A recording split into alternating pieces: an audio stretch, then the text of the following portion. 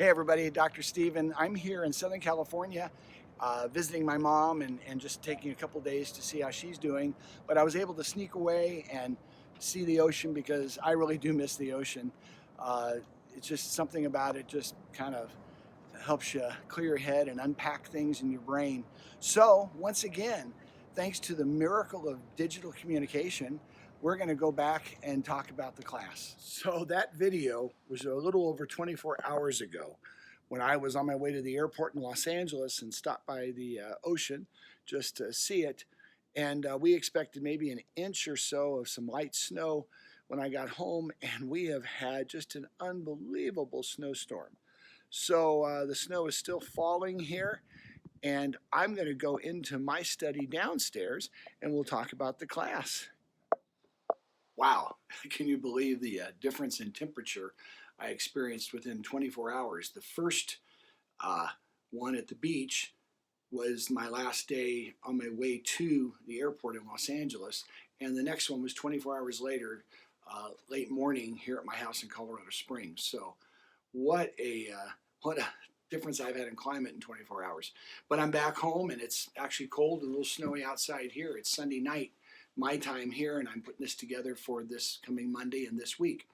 Hey, it's just been great to get to know you guys and interact with you in the discussion threads. I'm trying really hard to respond and interact with most of the discussion posts.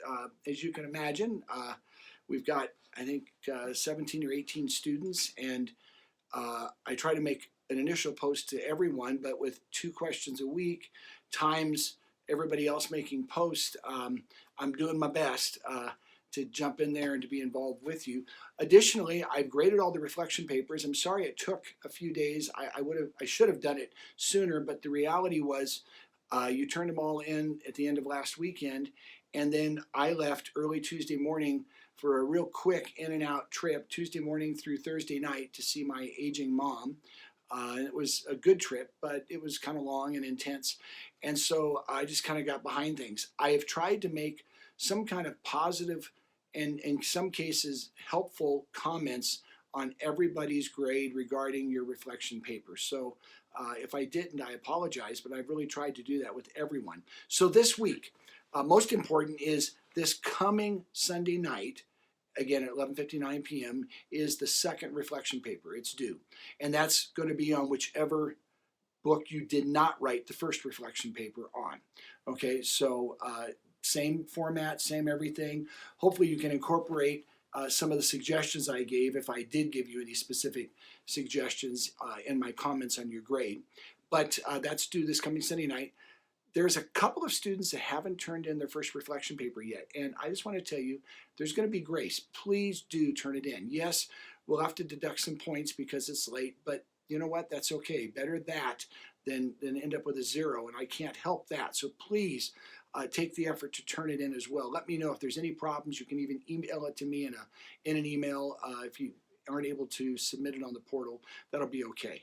As I've said to everyone, I'm giving full credit for those involved in the discussion each week. So I haven't been keeping up on all those grades, but know that if you entered into the discussion, you're getting full credit for that week. So I anticipate most everyone getting full credit throughout the course for the discussion portion of the grade. And if you turn in the 2 reflection papers and you turn in the final paper, which we'll talk about in just a moment, and you take the final exam, which is easy and it's online, everybody who does that is going to get just a fine passing grade, more than just a passing grade. You'll get a good grade. Okay, so there's just no reason to worry about it. Let's just kind of keep pushing and do it. So this week is a relatively easy week. We have the reflection paper due at the end of the week. I'm only posting one video, and you may have already watched it. It's the video where I talk about how to prepare and write your final paper, because this is probably about time you need to kind of start thinking about that. You don't need to plan it this week, spend the time on your reflection paper, but I want you to start thinking about it so that you're not putting all of it off to the end, okay? Work on your reflection paper, watch that final video, and there's 2 discussion questions, each related to the 2 texts, Glenn Powell's text, Saving the Bible from Ourselves, and then the Grudem text, Understanding Scripture.